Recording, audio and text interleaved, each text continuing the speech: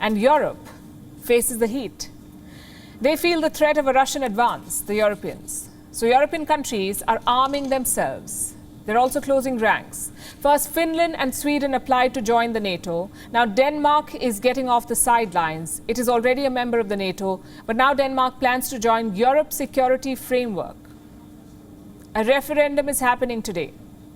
And this is a very important story of a very important shift. Danish citizens are deciding their country's military future. They have a simple question to answer. Should Denmark have deeper security ties with Europe or not? Many see this referendum as just a formality. Opinion polls suggest the majority will vote yes. So what is this referendum all about? Let me explain.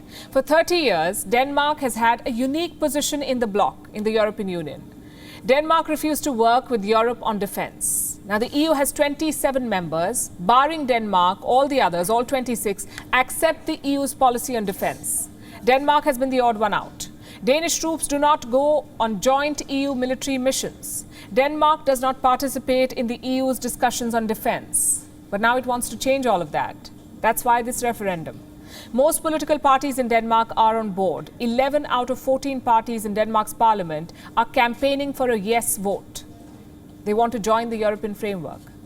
So the outcome is more or less certain. And Russia is not happy about this. Today, Moscow stopped supplying gas to one of the Danish companies. And so far, this has not affected supplies in Denmark. No disruptions were reported today. But Russia's intentions are clear. So seems Denmark's resolve. A yes vote is being called a foregone conclusion. What will it mean for Denmark? How will it change their defense policy? Once it joins the European framework, Danish forces will be able to participate in joint EU military operations. Denmark will be able to develop and acquire more military capabilities with the EU. It will also be able to influence Europe's defense policy at large. The Danish defense forces are among the oldest armed forces in the world. They were created way back in the 16th century in the year 1510. Danish soldiers have fought in many historic battles, like the 30 Years' War within the Roman Empire and the Napoleonic Wars from 1803 to 1815.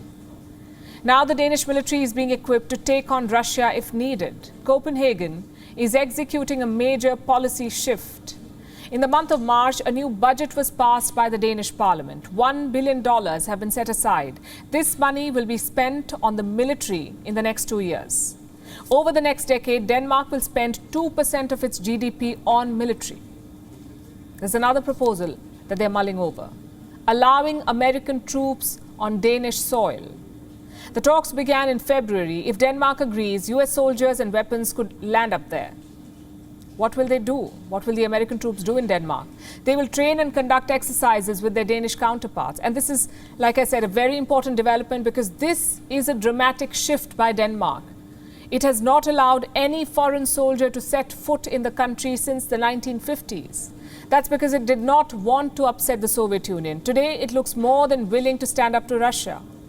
The war in Ukraine has changed all calculations. Denmark's immediate neighbors, Sweden and Finland, are worried about a Russian invasion too. And that would pose a direct security challenge to the Danes. So they're beefing up their defenses and turning to Europe. On European security as a whole, I think the decision by Sweden and Finland to apply for NATO membership to a certain extent is an expression of the same logic for why the Danish government decided to put the defense opt-out to the vote. For small European states, being wholly integrated in the European security architecture, whether it be the EU or NATO, is increasingly important at the moment, and especially, of course, around the flashpoints of conflict with Russia, be it the Black Sea, be it the Baltic, or the Arctic Sea for that moment. The Black Sea, the Arctic Sea, the Baltics, they used to be peaceful. Now they're being called flashpoints. Russia's invasion of Ukraine exposed the many vulnerabilities of Europe. It is now taking steps to protect itself. Its biggest challenge will also be its oldest, building consensus. WION is now available in your country. Download the app now and get all the news on the move.